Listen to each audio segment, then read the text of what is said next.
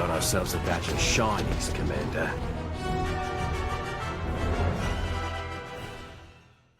Welcome to episode 12 of Coordinated Fire, a Star Wars Shatterpoint podcast where we apologize for our absence even when no one's asking us to. How are you guys doing? Fantastic. Doing great. Canadian politeness, even when we don't have to. Exactly. So, we've had a week off, come back a little rested and regenerated. Why don't we go into our games played this week? Or earlier, if need be. Kyle, we can start off with you. Yeah, so I'll kick it off talking about Titus. We had 2 games back-to-back on Thursday, where I played the last pairing from my GT list that is an option that I hadn't actually tested out much, which is Mace and Kiadi-Mundi. So Mace is bringing Snips and the ARF Troopers, and Kiadi is Kiadi Shakti and the 501st. Overall, Titus with 2 back-to-back games, I was really happy with the list.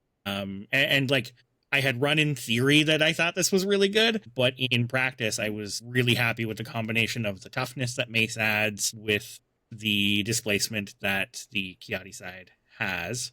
Titus, what were you playing for this? So I was playing Riff Tamsin, his box with Nosarai and the Aqua Droids. And game 1, I played it with the Grievous box. Game 2, I played with Asajj, Django, and then the B2s again. I really liked the list, despite the fact that I was having trouble getting through all the defense your guys had. I was very impressed with the Kiadi Mace pairing, though. Like, it was just tough to get any damage through. And part of that is, I think, partly the list I was playing, because, you know, those B2s really rely on chip damage. And you get that elsewhere in the Separatists. They're very, you know, get a little bit of damage in here, you'll get a little bit of damage in here, and then take a big swing to finish something off. When you can't get that chip damage through, it's tough. So it was, I still really like the list, though. Like, Riff feels so good to me. He has some bad pairings like anyone else, but I just love his play style. Yeah, I was super impressed with Riff. I am excited to see what the best list ends up being with Riff and the Separatists and the droids. And I think, Titus, you and I had both said this prior, that the Aqua droids may not look like much on paper, but I think you put on all the pieces together, and I think they do well enough. Do I think they'd be an appropriate forecast? Yes. Yeah. Like, the melee attacks feel good, like quite good. The range is, you're up to the mercy of the dice, which they get a decent amount, but it's still just kind of like, they can whiff real bad.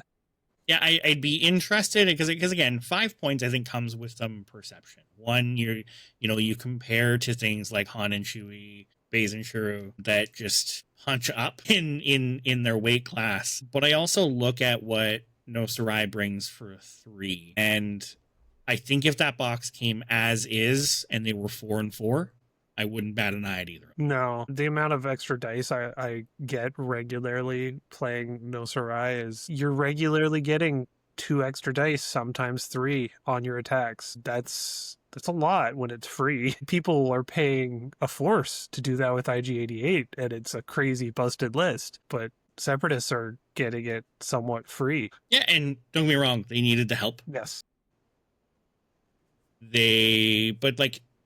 This was a good shot in the arm, and the Grievous box, top to bottom, still holds up well. You're right. I think, we ran these 2 games back to back. I do think it was overall a bad matchup for you. Any displacement that is in that droids list is based off shoves, and Mace was just saying, no, never mind. Yeah.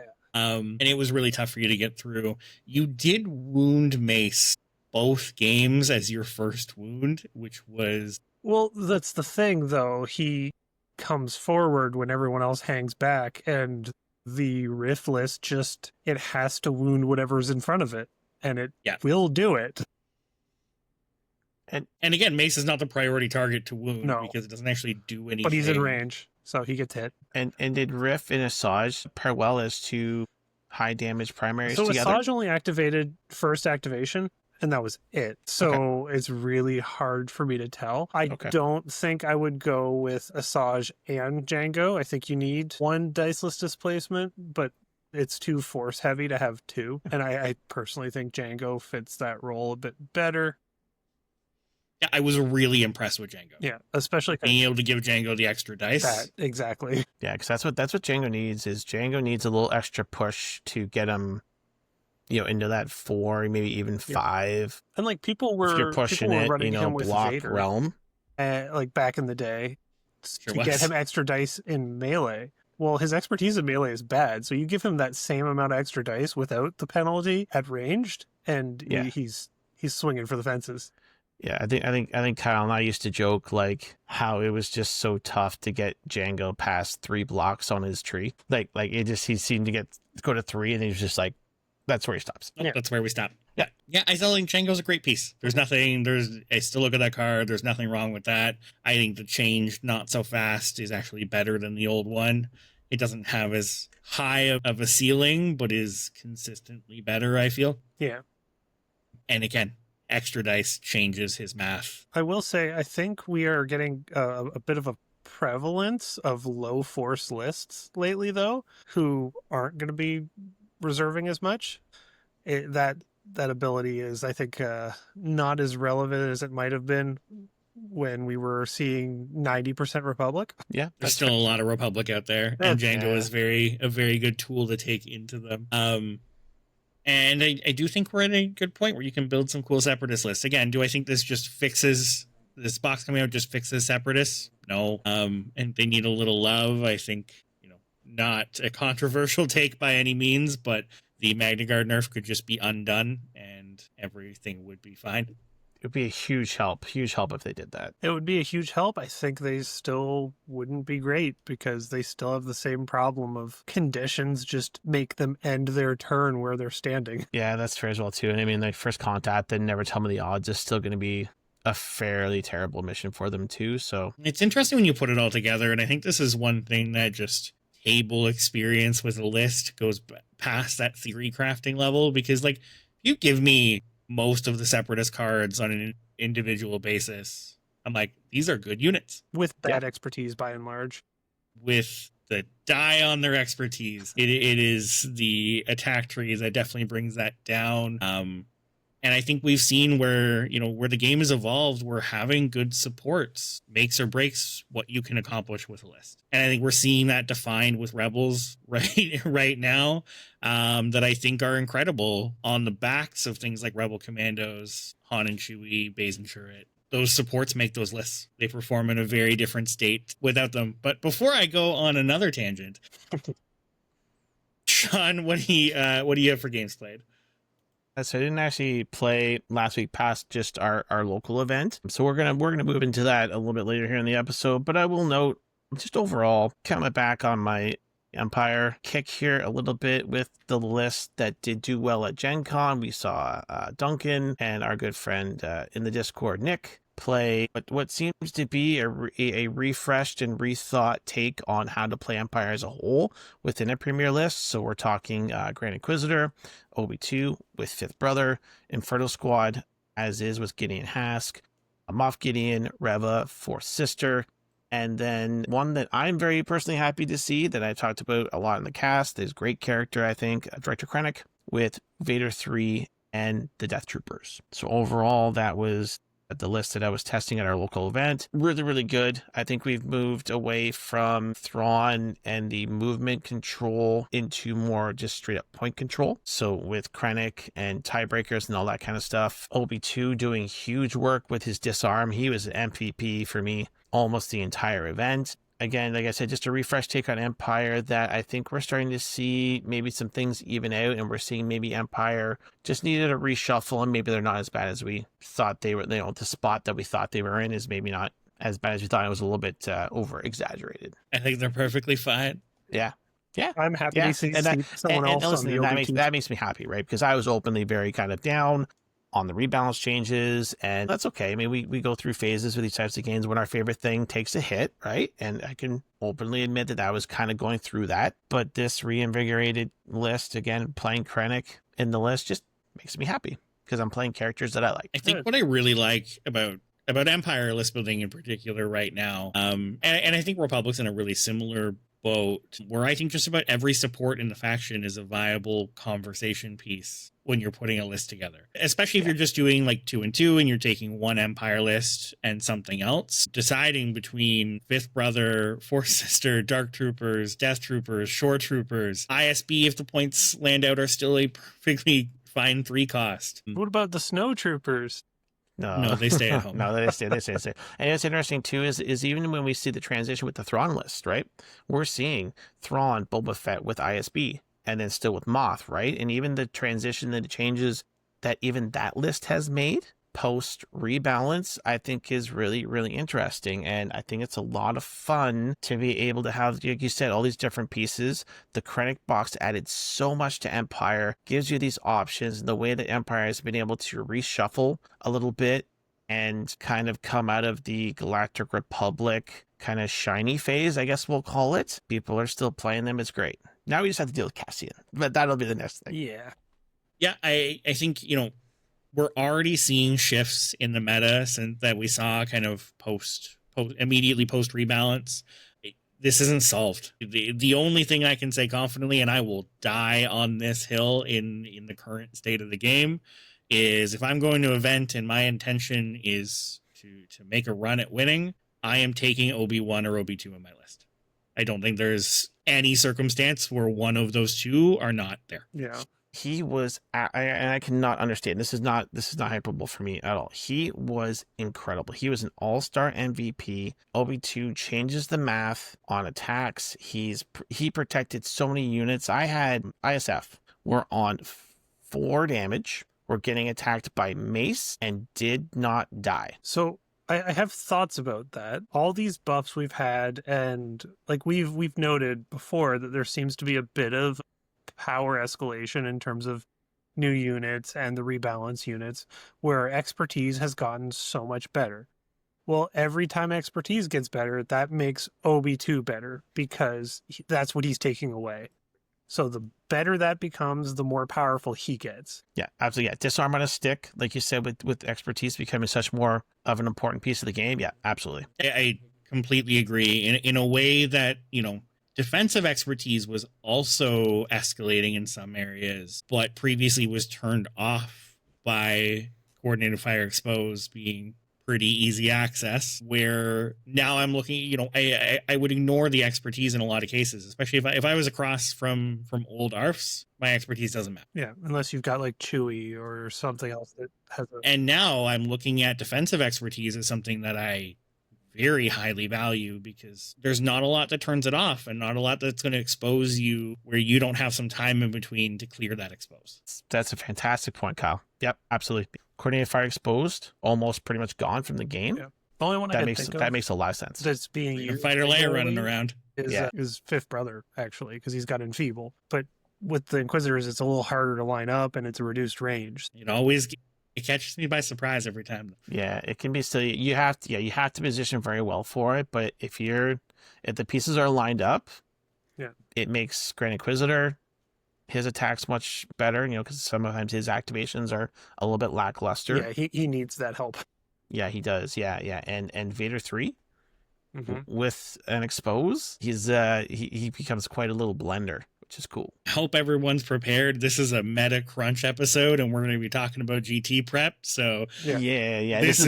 This is a little bit. We're kind of off the beaten path here. Yeah, we're getting deep in fire. the tank on this one because we're full excited. Competitive crunch for this episode. So strap in.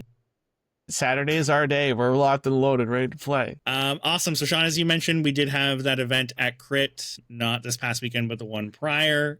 Was a great day of games. I left with a confidence in my list of a couple choices that and changes I had made that I'm pretty locked into.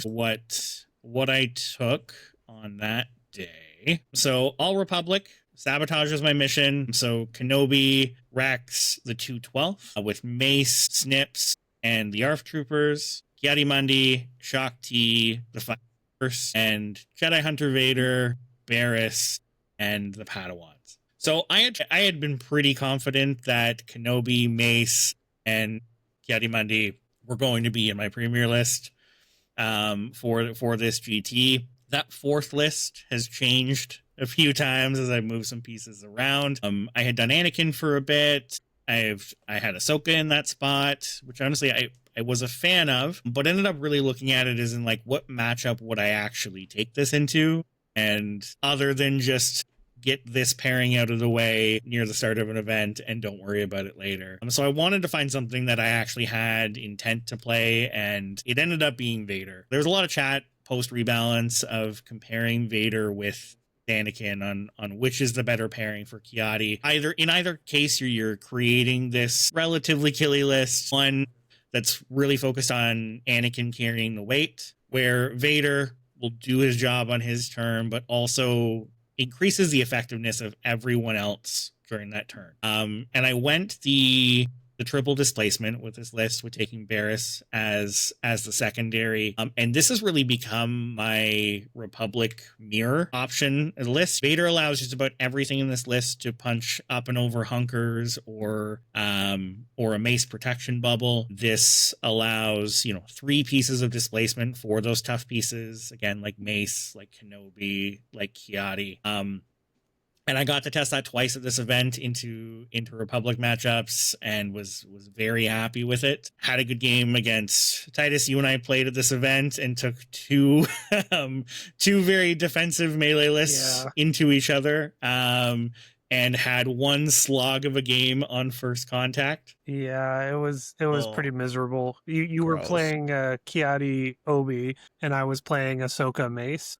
It was absolutely miserable because neither of us had the speed to shoot across on the first contact. So we're fighting over the center point, and neither of us could really get any attacks through, and we just kind of piled body after body on the center point, went back and forth, and it was the amount of activations where it was move, hunker, sit on a point, and then I would go and it'd be move, sit on a point, and then you would move and sit on a point, and it was just like, we're not doing anything, we're just kind of piling more bodies in. Like, Weren't you all excited though to play First Contact? 'Cause I remember you're like, yeah, we're playing First Contact. oh, I was just being a sadist and making Kyle go through first contact. It was a bad choice on my part. We had fun. I had fun. Well, I mean, we kind of had fun. It was a slog of a game. Yeah, I'm pretty sure that every single piece of out of activation movement on my side went to slowly moving Kenobi across the entire board before he activated. Well, I think he dashed like 4 times and then He finally did. ended up in my corner, and there was still 2 of my units there, so he just kind of stood there and looked at them and went, hey, I'm here now. That's It funny. was a really fun game. The only other shout out I want to give for this one is I played against Matt in round 4, where I played Kiadi Vader and he was Kiadi Obi. This was a great theory test for exactly what I was bringing this Vader list for. And what an incredible game. Like, I hope Matt's listening here, because this was one of the best games of Shatterpoint I've had in some time. It was an incredible back and forth. Matt took an early lead. Struggle 1, we played Sabotage. He scored 4 twice in a row, pretty early. And it was a Barriss turn where I flipped 2 objectives that swung it back in my favor a bit. And I kind of was able to bring some momentum back from that point on. I was really happy to get Barriss on the table again. If I had a highlight piece from that game, the force push, the triple shove, I think quadruple. She can shove 4 times? Yeah, 4 times, then a force push. 4 times in a force push, which is exactly what was able to clear a couple points for me, and swing the game back in my favor. And with Vader, she does her job consistently. I was very happy to get her back on the table. I think 3 force pushes or displacement is a lot in the list, and can be, again, for the game plan that Republic's trying to play, especially again the OB, the Mace. Very happy with how the list played. And Padawans under Vader, just fantastic. I was just going to say, those Padawans, man, they take that Vader damage, they do crazy stuff on their attacks, and then they just heal it off like it never even happened. It's like it wasn't even there. Who knew Vader would be such a good teacher? Yeah. They actually played a very good healing role in this game. I think one of the activations, I just had them attacking into his already wounded ARF troopers using Vader dice to just pass all the heals in their tree to things around them to get my upcoming activations clean. Crazy. Yeah. And the amount of times I've heard Padawans, full tree, that it haunts my nightmares. Haunts me. This list also feels to, I'll just quickly comment, a little bit of shades of Dooku Vader back in the day, a little bit with some of the stuff it's doing. 100%. Yeah. And I love that list then. This is just that list with some actual synergy. I think everybody was pretty quick to put Kiadi Vader down post rebalance. And you've been hot on it. You've been hot on it every time, man. I was even like, I had to talk myself into being hesitant and getting it back on the table. Like, do I think it's a good generalist list? No, there's a lot of things I wouldn't take this into currently, but I think it absolutely has its place, especially with a lot of tough Republic things running around. Titus, what did you play at this event? So I had, as I said before, I had Ahsoka Mace. So Ahsoka with Nadar Veb and Phil's clones.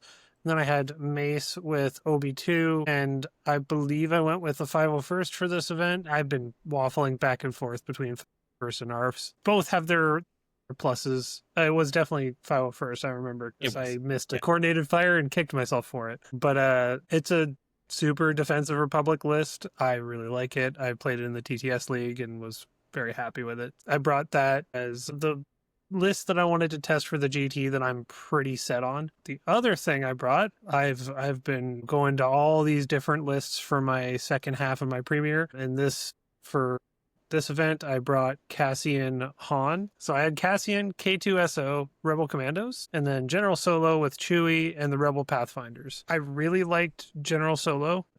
Obviously I like Cassian. The Rebel Commandos do the job that they always seem to do. K2 I liked, but more for his deterrence than anything. Like his revenge trigger is actually pretty mediocre in my experience.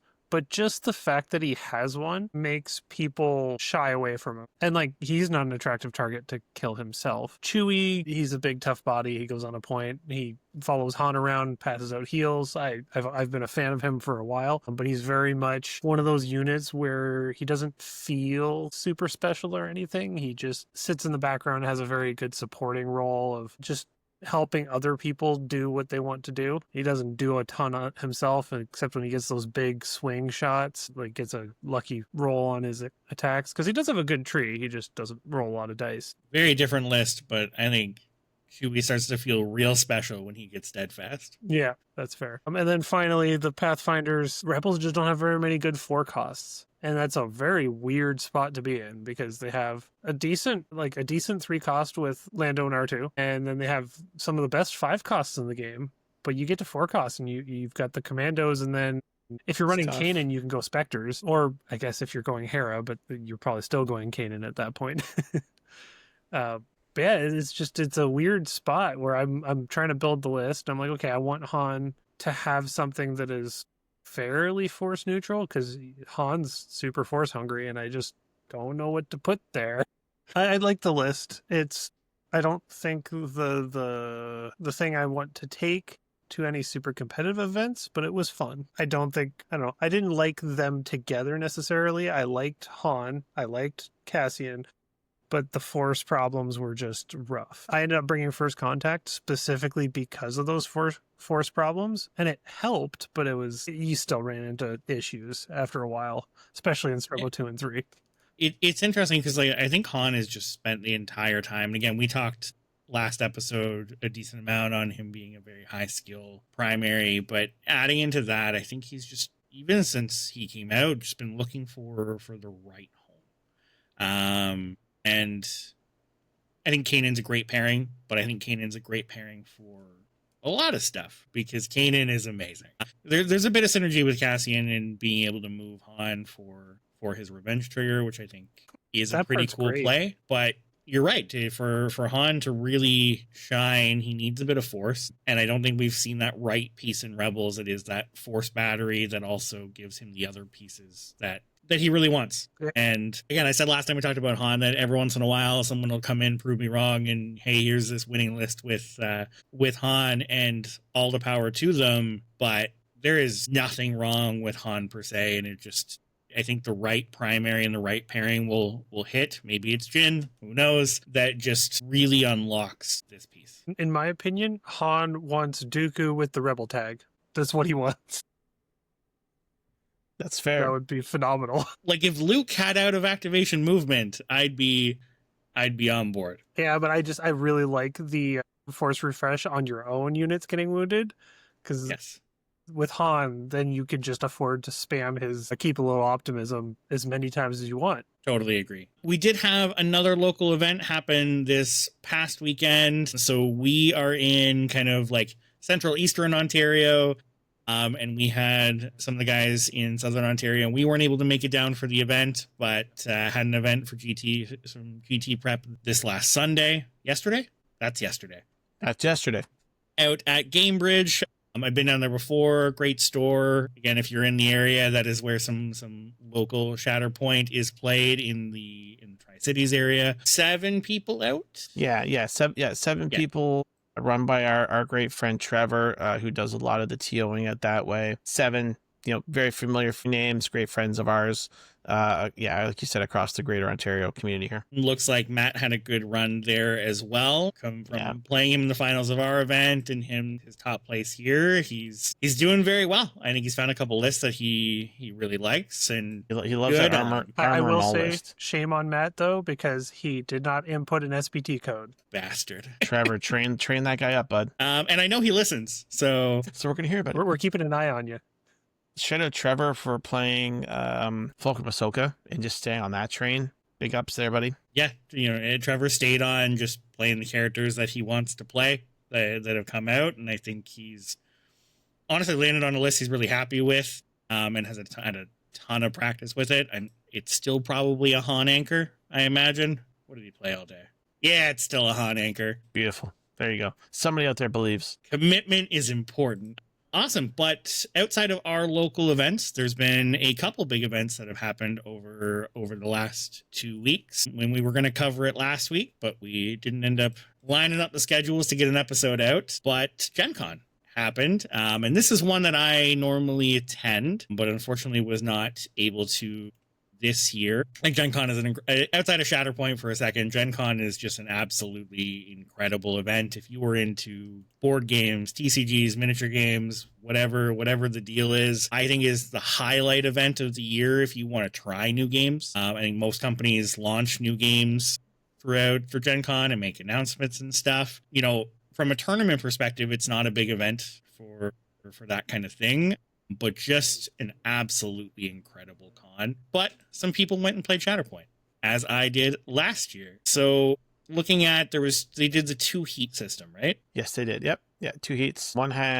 Day 1 was like 7 people, I think, maybe up to 10, and then the second day was 19 people. The day 2 was much more. Yeah, day two was 19, and then but what I want to kind of really look at is just the top 16 and kind of the list that ended up there.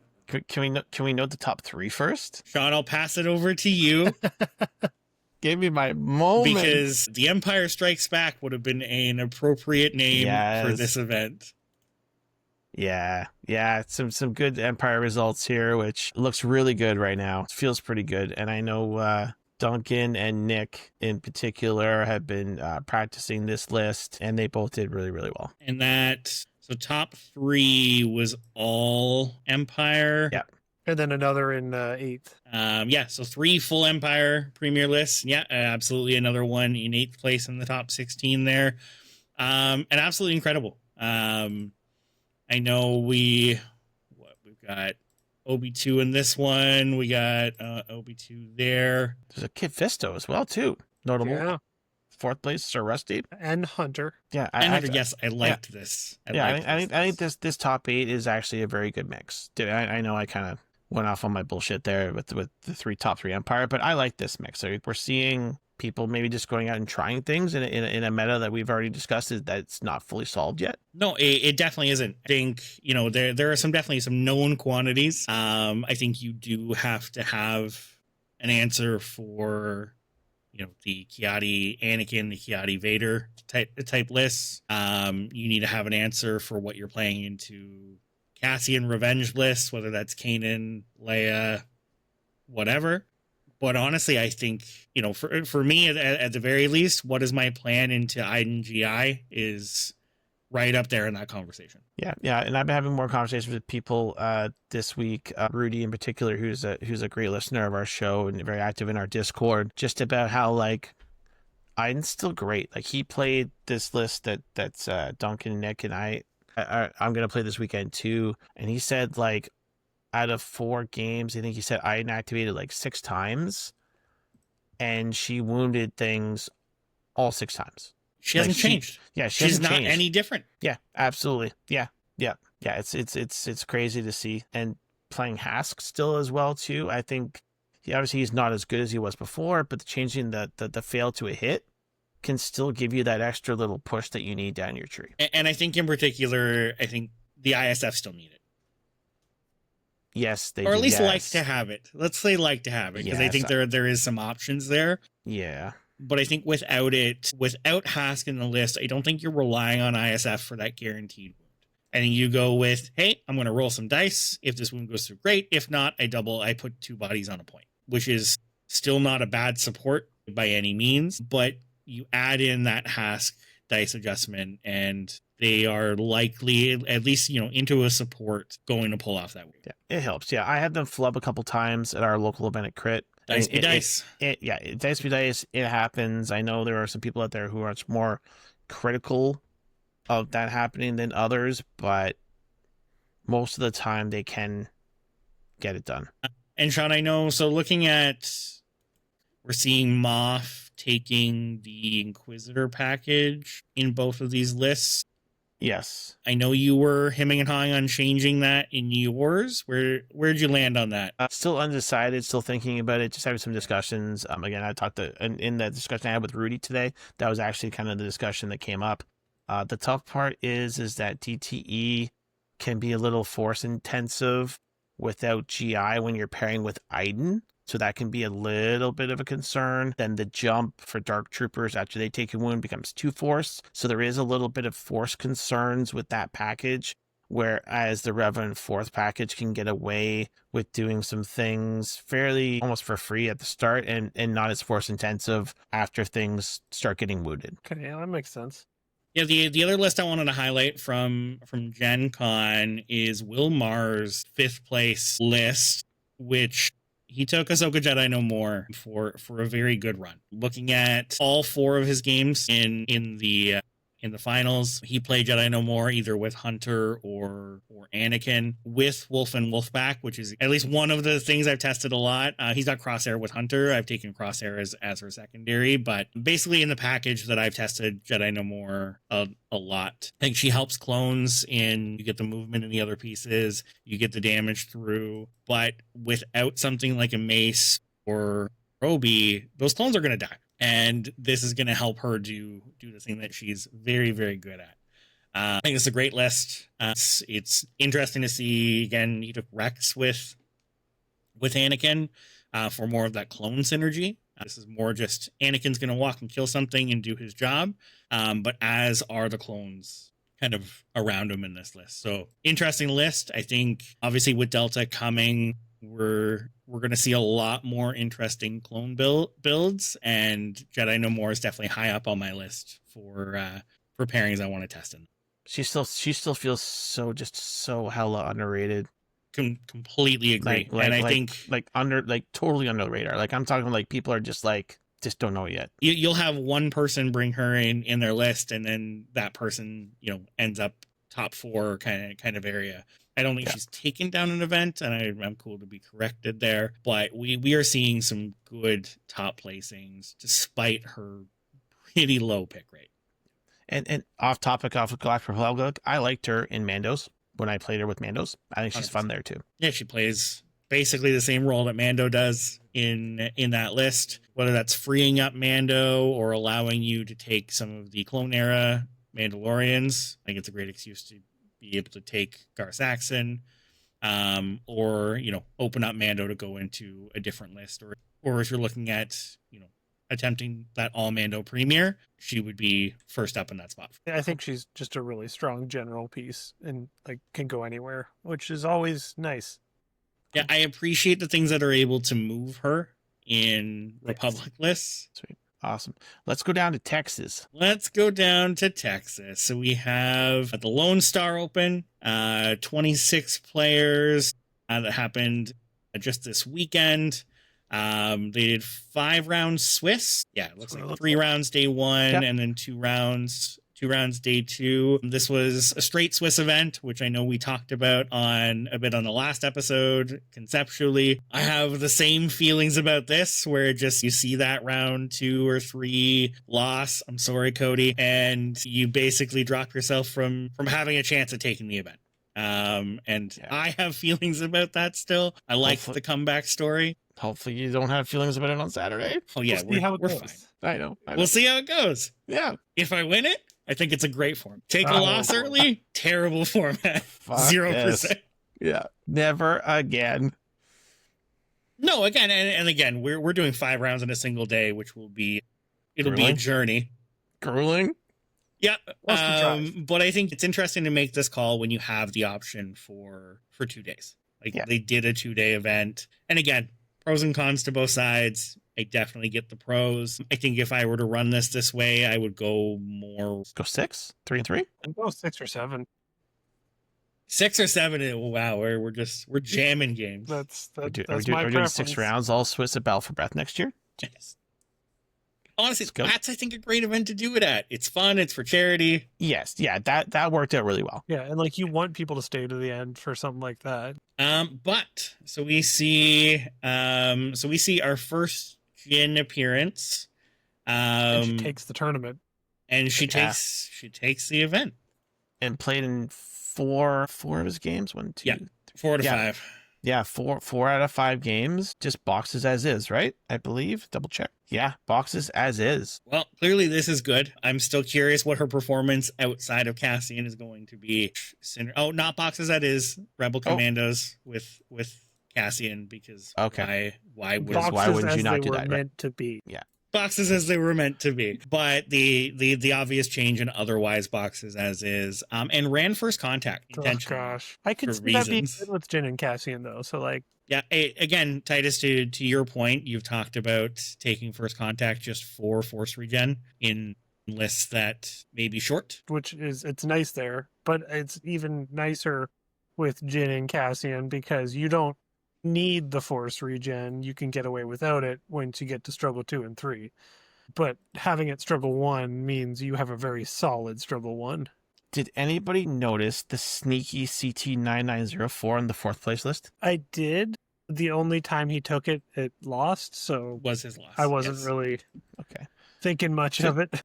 Just that it's there. Yeah, I think is cool and interesting. He mostly played Grand Inquisitor Iden for most of the day.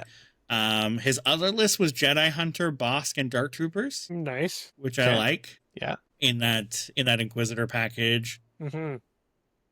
Sloth from the Clan of Two podcast went full Republic with Anakin. Played pawns with Mace, and played Mace 4 out of 5 rounds. Sick, nice. So he's all aboard the pawns train. And honestly, I think Pawns is great, especially in that Obi pairing. The one I found interesting was for the last 2 rounds, he played Mace Anakin. Okay. And out of this entire list, he actually only played Kiadi round 1. Did not touch Kiadi again for the rest of the day. Could just be having him there as a threat for people expecting. Could be matchups. Looking at this list, I wouldn't have even considered Anakin Mace. Would not have crossed my mind as a pairing, and playing it for the final 2 rounds, I think, is a really interesting play. And very curious as to what this did and how it worked. It looks like maybe intentionally the choice into Revenge lists, which again, interesting. Yeah. Sloth, if you're listening, let us know, buddy. I'm certainly curious. Cody, we had in 3rd place, still rocking Kiadi and Lumi. which is what he played at Adepticon as a pairing, and I don't think that list has changed. He dropped Echo and Tech, which he played at Adepticon for Clone Commandos. Clone Commandos, yeah. Which Clone Commandos, they're Which with the they're changes just makes- doing damage, which is what you want for Luminara. Which, yeah, this is, you're getting 2 dashes off any wound. This is a list that very heavily likes to wound for the benefits it gains, but nothing outside of Crosshair in this list is going to reliably secure you a wound in one activation. You're doing some build damage to close out those wounds in times where you need those double dashes. Sweet. Awesome. And to the other side, Ewoks, as usual. The interesting choice here is playing secondary Luke over 3PO. Yeah, That is super up for interesting. that, for sure. I would love to know Cody's thoughts on that, because the new C-3PO seems very, very good in a setup like this. Yeah, Very, very good. so again, I like, and don't get me wrong, secondary Luke is a very good piece. There's Yeah. that is no negative there, but yeah, with how much PO brings to a list, it's an interesting one to leave at home. My assumption would be the extra movement is the easy answer there, and Leia does like those rerolls if you can set it up. Yeah, Cool. And we have an event coming up, like we We said a few do. times. I'm very excited for it. Yes. The Garden City Open happening in St. Catharines, Ontario, this Saturday, August 16th. There are still slots available. AgusBrainStudios@gmail.com. Email our guy Leland. Get your ticket and come on out if you're looking to play in a GT kind of last minute on Saturday. We will all be there. Lots of local Ontario players will be there. Musbaka, aka Jeff, will be there from West, and a bunch of other people. We have 17 so far. Would love to see this one over 20 people for sure. Yeah, I'm super excited. By the time this comes out on Thursday, we'll be 2 days away from this. Again, 5 rounds one day is going to be a slog, considering this is also a bit of a drive for us. Yeah. It's going to be a very, very early morning, but I think I'm getting up at honestly- 4:30 a.m. and I'm not looking forward to that. just like last time we did this, though, I feel like that adrenaline will get you through the day, and I will absolutely crash after. But very excited for a full day of Shatterpoint. And are we all locked in our lists? I'm not. No. I thought I was, and I'm not. So why don't we talk about what we're looking to bring, though? Because I'm sure everybody would love to have the advance notice. Yeah, like I said, I'm locked in on this Empire list that I detailed before. Want to try and represent Empire, and has a lot of pieces that I'm just going comfort level, to be honest. At this point, I think it was probably a little too soon for me to be waffling over a change. And then this list popped up, and I'm just like, let's do this. It's doing lots of great things. It's got a lot of just kind of set matchups, and it, again, with OB2 being added into this, I'm feeling really great. Yeah, Obi-2 is so strong. Like I can't stop saying how good he is, because it just seems to be falling on deaf ears in a lot of ways. Yeah, a little bit. Yep. Yeah, I think OB2 in the current meta is absolutely incredible. Like, again, I said this earlier, but if I wasn't running Kenobi and adamant about running General Kenobi, OB2 would be in my list, probably as a secondary under Vader, maybe Mace. If not One Kenobi, of the two. other Kenobi.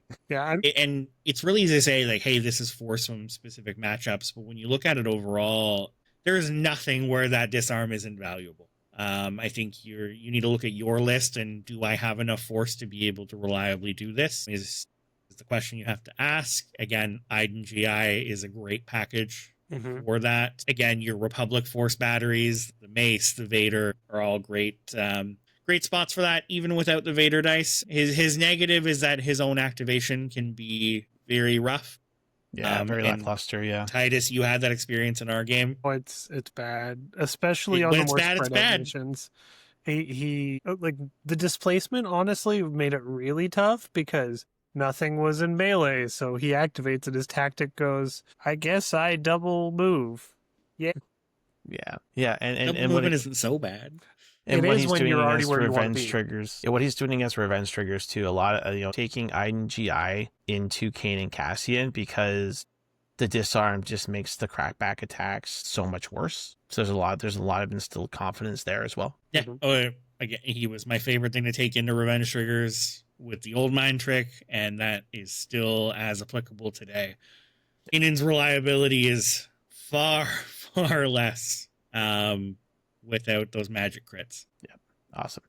Kyle, what are you taking, bud? So I'm taking most of the list, probably the exact list that I went over earlier in the episode with Kiadi, Vader, Obi, and Mace. I'm waffling on some support changes that will honestly rely on how impulsive I feel throughout the week. Again, I'm very happy with it as is.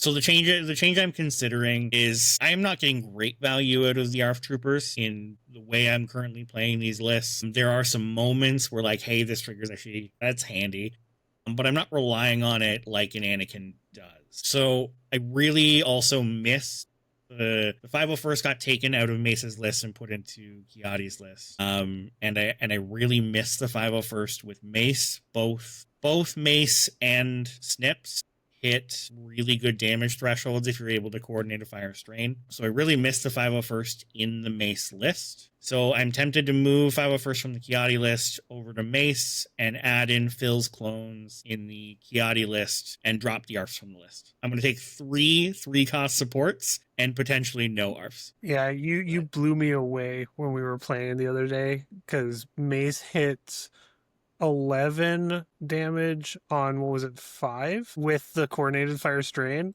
and just one-shotting something like Grievous on 5 results was... I did one-shot Grievous. Oh Yes. my gosh. It took me completely by surprise because I didn't know he could do that. It is 11 on 5. Yeah. He can regularly do 11 on 6. Yeah, and that's fine, but that feels more reasonable. That's kind of what you expect from it. Yeah, the other change that could be on the list, again, depending on how I'm feeling night before when I'm packing, is the support going with Kenobi. 2/12 or the Commandos, I think, are both great options with Kenobi for different reasons.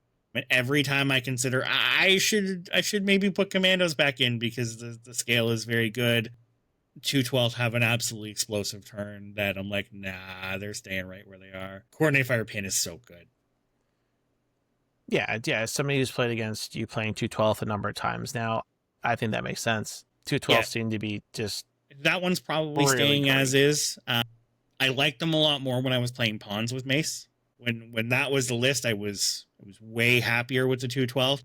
They were consistently able to just forward deploy, dash, focus, shoot, and just had an absolutely incredible first turn every time. That is a lot less reliable if they cannot forward deploy. Oh, I'm not going to last minute change my list thinking about Pawns right now because I've been really happy with Snips. And Snips is one that I've always really liked in theory, and in practice, she goes down pretty easy, but with Kenobi, I really like her. Sweet. And I find that list is just able to set up the plays to use her jump and attack following a support attack in getting her in the right position that I haven't always found. So a lot of times I've taken her in the past, she is just a Dasha primary on a stick, and she doesn't feel that in this list. So some set items with the potential last minute audibles. Yeah. Amazing. And if I'm lazy, the list is staying right as it is. Nice. Awesome. Titus, what are you brewing? So I have my set half of the list, which is going to be Ahsoka Jedi No More with Nadar Veb, Phil's clones, Mace Windu with Obi-2, and 501st. I'm sitting here telling Kyle how great the 501st is with Mace, and I still am on the fence, but I'm pretty sure it's 501st at this point. Yeah, it is.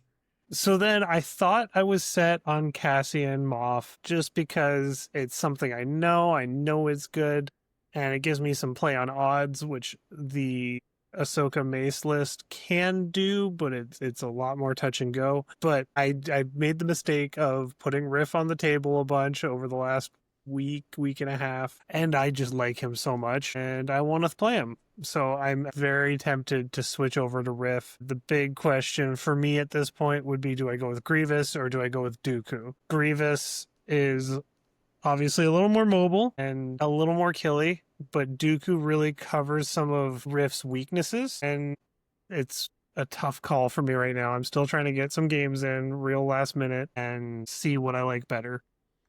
For what it's worth, I think it's Grievous. Yeah.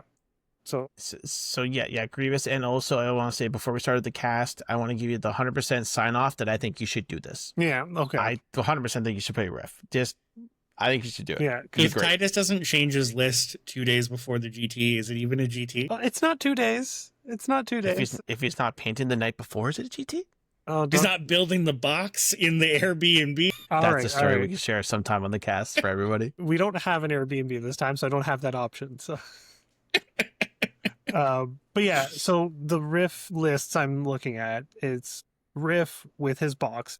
That part's easy. You need those aquatic tags for it to be worth it in the first place. The Grievous list is likely just the Grievous box. I could go Django as the secondary, but with the Grievous version, I really want that mobility, so it'd likely be Kraken. I also contemplated going Kalani B, but I think Kraken's really the way to go with that one.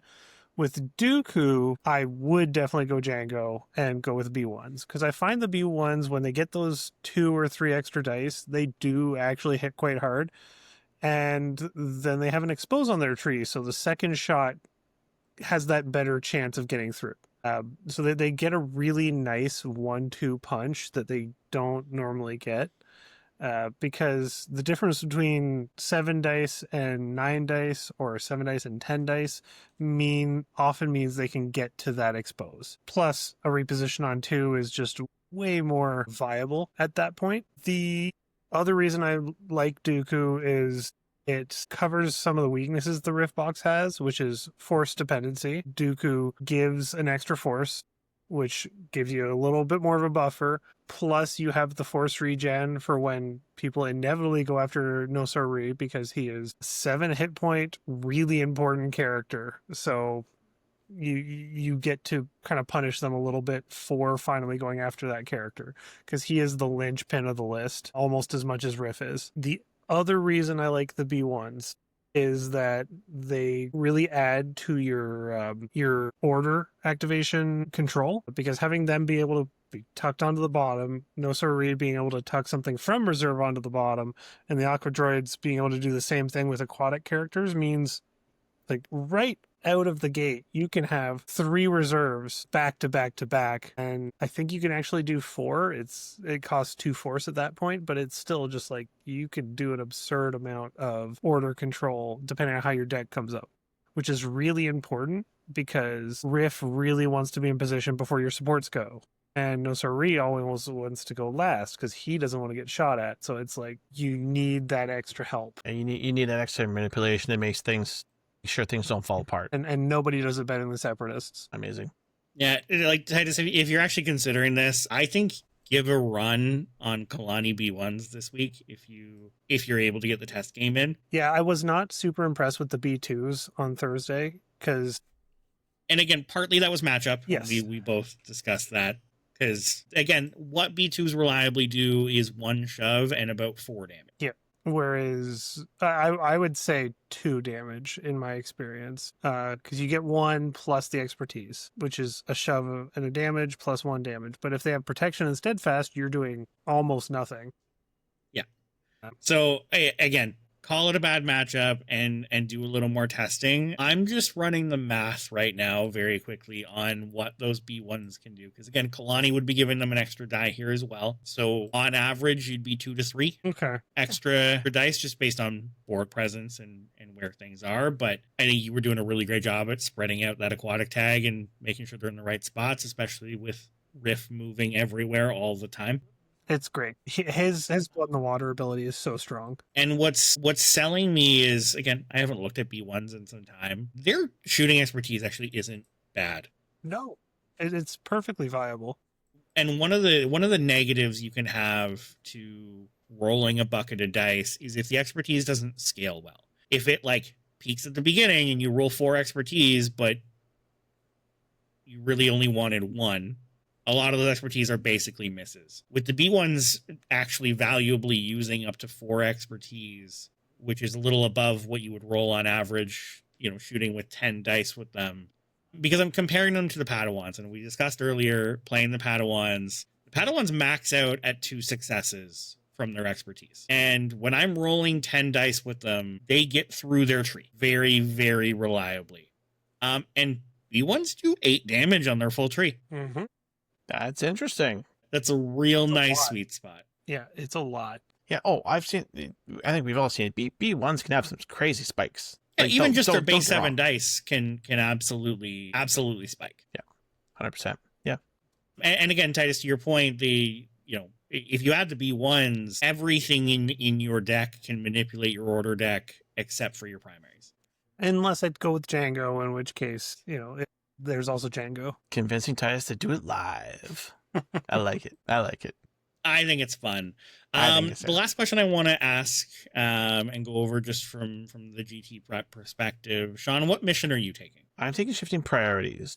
And you've been running odds. Yeah. So the list, the prior Empire list, when I was more Thrawn centric, yes, was never tell me the odds. Getting that advantage with the 3 positions and in the advances and that kind of stuff, it was more conducive to that mission. So what is driving you to shifting? Obviously, Iden's always been good on shifting. Yeah. Iden's always been good on shifting. I think the point control with the GI and Krennic pairing, also setting up OB2 right in the midline of shifting priorities is super nice. Even Sabotage as well too has gotten a lot better for Empire with OB2, because you put OB2 in the center and he can just almost touch them all, right? I think that's those are the main 2 things. If you're again playing against somebody that's not playing Rebels without an infiltrate unit, ISF are going to give you that advantage there too. So I think that's a few of the reasons why. Yeah, I think all of those check out. And I think with Iden going back in, I think that helps a lot with the Republic matchup. I think with things like Anakin, Yadi, I think OP2 helps there, which covers a bit of that matchup that I think you were trying to make up for with taking odds. Yes.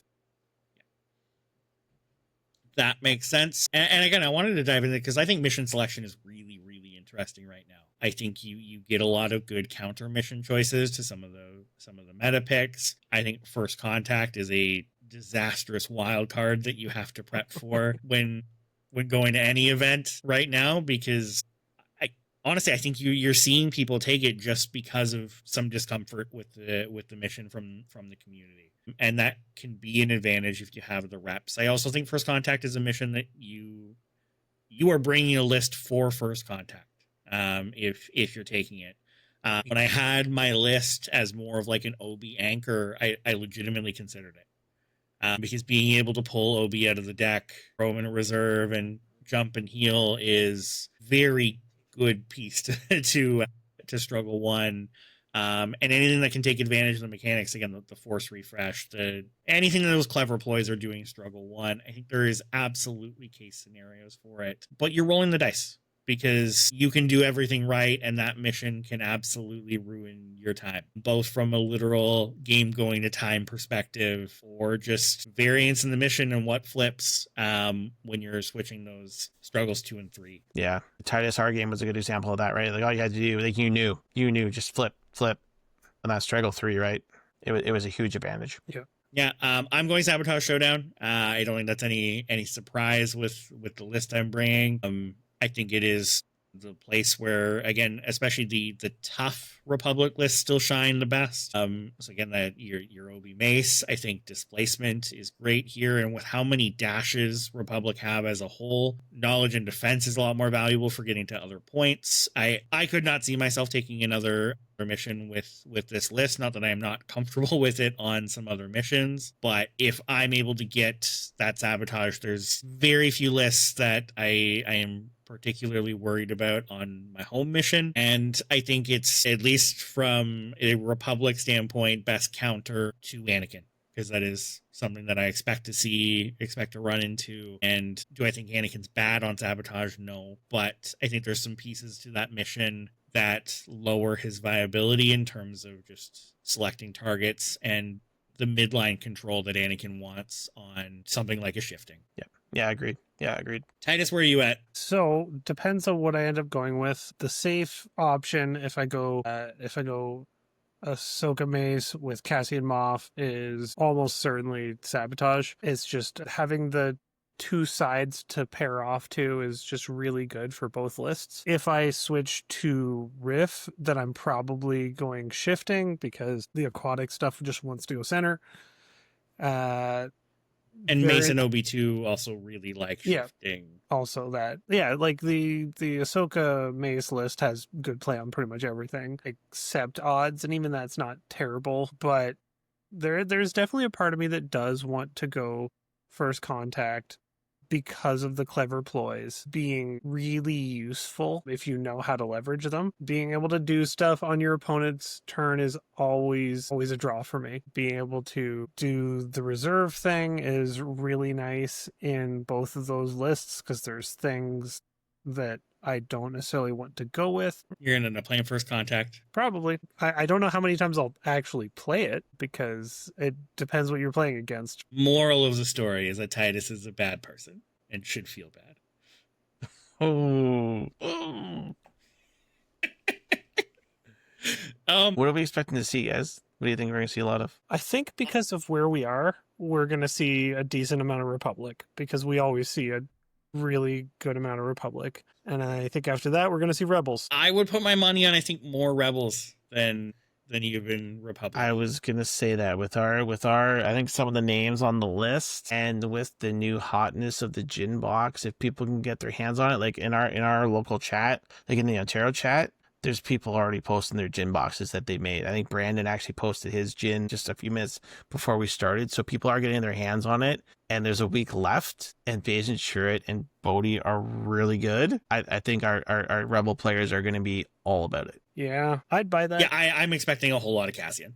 Yeah, to be same. honest. That's fair. I think that's where the meta is leaning, despite some early spikes in Republic and some recent Empire spikes. I think Rebels are in a really, really strong spot as a whole, anchored around Cassian. We had a recent chat. Titus, we were chatting Thursday with Brandon and Ryan. I feel like Cassian Kanan is one of, if not the best list in the game as we currently sit. That list just has incredible matchups. I think it plays best on missions that some other lists struggle with. No bad mission. I struggle sometimes to think of the bad matchup, and maybe Obi-2 actually is what keeps it at bay, as Sean mentioned earlier. It certainly is a great piece to take to tech into it, at the very least, to slow down what it's doing. But even without Kanan's attack, just every time you wound something, there's a full advance here and there's a jump here. Well, There's a full advance here and there's a jump yeah, here. that's my thing. If you look at the list, it's not counting on a revenge attack. It's only got 3 Spectres in it. Like, It's only half the things wounding. Yeah, and to be clear, that is without a Spectre support, because I do think that's the best version of that list as it stands. That is Cassian, Callus, Bayesian Shuret with Kanan, Ezra, and the Rebel Commandos. Which, and again, early in the episode we discussed where, things can live and die on the quality of their supports, and I would put my money on those being the 2 best supports in the game. Yeah. Oh, 100%. Yeah, and with the extra power that they get from casting out the Shatterpoint, it puts them off the charts For both of them. Yeah, for both of them, to be clear. Yeah, and Callus is making sure the rest of your rules are consistent. I think most of your force in that list is going to Callus. I think in particular spots, I think the big somebody who's a big advocate of Callus in that list is Sam Sweeten. Yeah. Who says he is still very particular where he's doing his rerolls both offensively and defensively. You need to know the math. Like, what are the odds of this actually? What does this change when I do this? Does my attack get a little better? No, you're not spending on that. But is a wound likely? Is staying alive likely? Does this hold a point for me? And you have to ask these questions. Like, this is a mentally taxing list. Yes. Yeah. And it's those breakpoints from Callus too that I think really changed the dynamics of that list. Like you said, a wound here or staying alive there, that can put it even more over the top. Yeah, and Kanan has just always had strong activations, as he does here. One of the things I really like here, because one of the things that Cassian can struggle with is force But this is a list where Kanan can comfortably flip to Sarasu. Because Cassian can move and you can get that force refresh, there are definitely times where you're going to want to make, where it might be news that Kanan has another side to To a lot of people. to a lot of people. But he does and has a force refresh. Right. Yeah.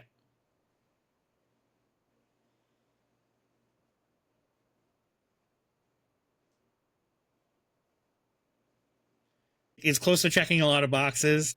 I'm curious to see how Cassian Jin plays out from meta-wise. Obviously, it's done well off the hop, but we've seen that before, and things start to settle out as people get comfortable and how it plays and how to counter. It's cool to see where it is current. But yeah, Spooky Republic, Spooky Rebels, and again, otherwise it's scary too. Good players, right? Yeah, I think so. Yeah, a lot of skill expression. I think this meta. Yeah, like there is some heavy competition coming despite a relatively lower turnout for the event, and I'm hoping we get a few more in there the week coming up. So if you're listening, come hang out with us this weekend. But even just with who's coming currently, this is going to be there are not going to be any easy matches this weekend. No, it's going there will to not be a good field. Yeah, and again, just one last plug: Garden City Open, St. Catharines, Ontario, Phoenix Rising Games, vegasbrandstudios@gmail.com. Hit up Leland if you want to come and throw down with us this weekend. Yeah, we'd love to see some new faces. Yep, absolutely. Let's do it. As always, join the Discord. If you want to chat about our list, jump in there, throw in a comment. If you're going to an event soon and want to discuss your lists and bounce some ideas, let's do that. As always, the Discord link is in the show notes. Thanks, everyone. Have a good night. Good night.